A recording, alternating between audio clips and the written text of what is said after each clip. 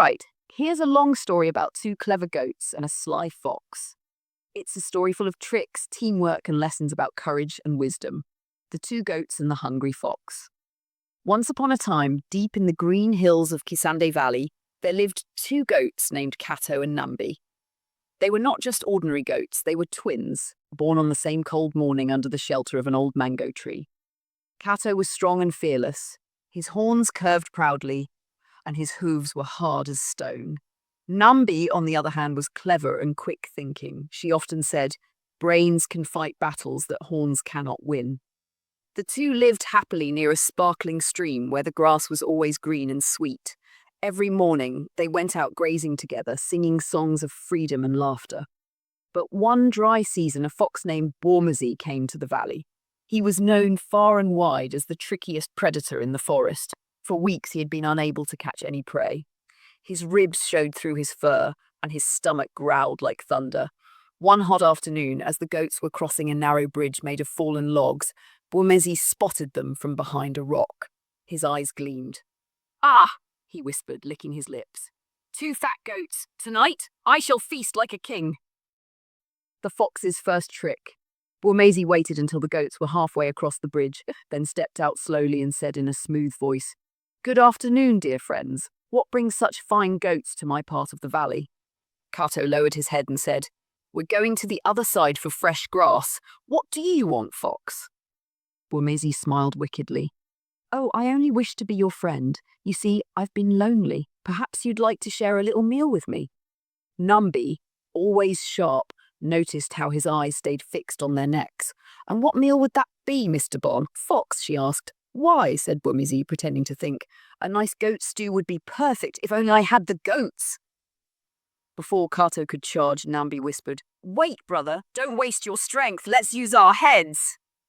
The goat's clever plan. Nambi stepped forward and said sweetly, "Mr. Fox, we'd be honored to be your meal, but we are too thin. Let us go and eat grass by the riverside for 3 days. We'll return plump and soft, perfect for your dinner." Bormazi laughed. "Do you think I'm a fool? If I let you go, you'll never come back?" But Nambi smiled mysteriously. "You have my word, Fox. You can even follow us and watch."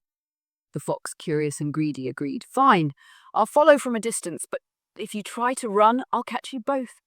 So the goats crossed the bridge, pretending to graze peacefully. The fox followed them quietly, hiding behind trees.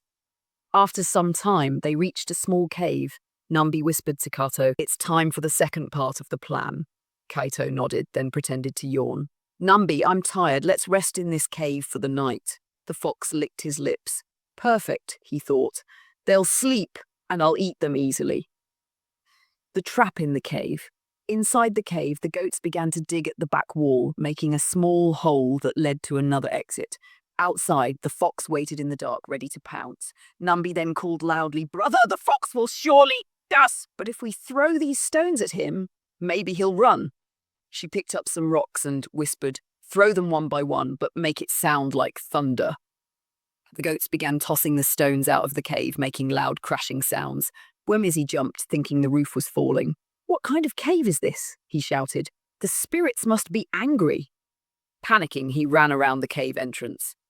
That's when the goats quietly slipped out through the hole at the back and escaped into the forest. The fox's second attempt. The next morning, Bormazi realized he had been tricked. His pride was wounded more than his hunger. "Those goats made a fool out of me," he growled. "Next time I'll use my brain instead." A few days later, he found them again near the river, drinking water.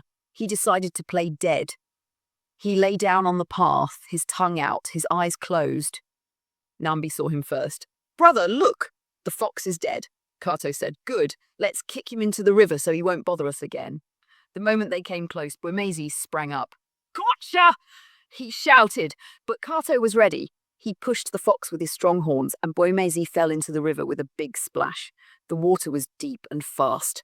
The fox struggled to swim, but the current carried him far away, past the valley, past the forest, and into the wild lands beyond. The lesson from that day on, Bormazi never returned to Kisande Valley. Kato and Nambi lived in peace, respected by all animals for their courage and cleverness. And every time young goats asked them about the sly fox, Nambi would smile and say, open quote, When danger comes, don't only use your horns, use your